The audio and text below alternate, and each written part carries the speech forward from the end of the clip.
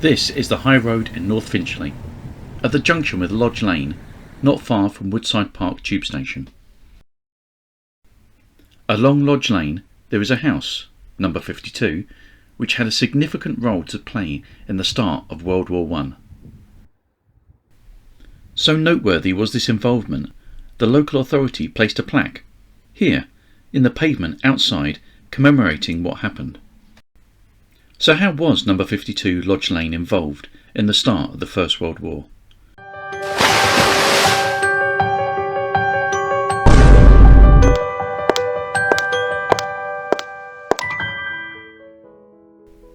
The First World War, 1914 to 1918.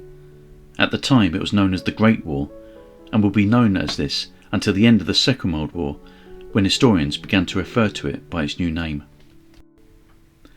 One of the deadliest conflicts in history, with an estimated 9 million soldiers dead and 5 million more civilian casualties.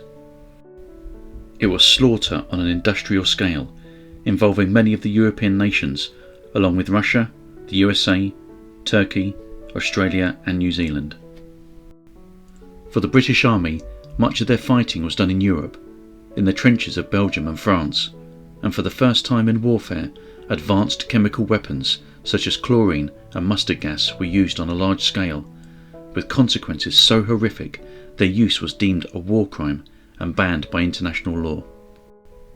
On the 4th of August 1914, Britain entered World War I, coming to the aid of its ally Belgium, and declared war on Germany. For the British public there was a sense of excitement about the war and the expectation it would all be over by Christmas. No one expected the mass slaughter of young men that would come over the next few years. John Parr, a teenager living at number 52 Lodge Lane, was one of those to join up.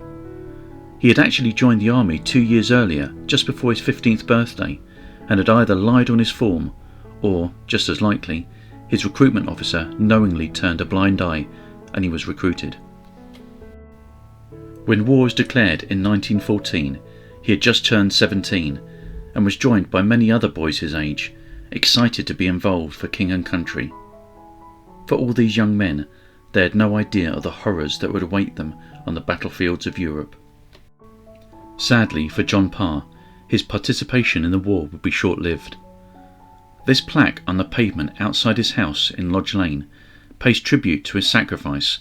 On the 21st of August, 17 days after war was declared, he became the first British soldier to be killed in action during the Great War, just over a month after his 17th birthday. Details on how John met his death are sketchy, but the general understanding is he was sent on a reconnaissance mission with another boy, on bicycles, looking for the German army in the Belgian town of Mons. They located German troops, and John's comrade returned back to base to report whilst John stayed in position. It was whilst John was waiting for reinforcements that he was killed in combat. Down the road from number 52, heading towards the high road, you can find a car park, and on the edge of the car park you can find another memorial to the First World War known as the Tommy Silhouette. The memorial is to all the men of Finchley who died during the First World War, but mainly refers to John Parr and his life, army service and death as the first British soldier killed in the First World War.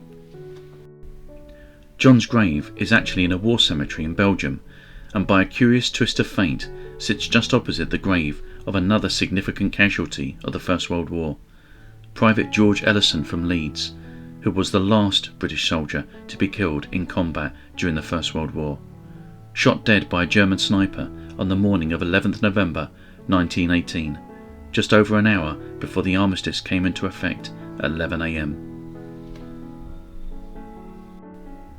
I hope you enjoyed this video. Please like and subscribe, and don't forget to check out the other videos on the Offbeat London channel.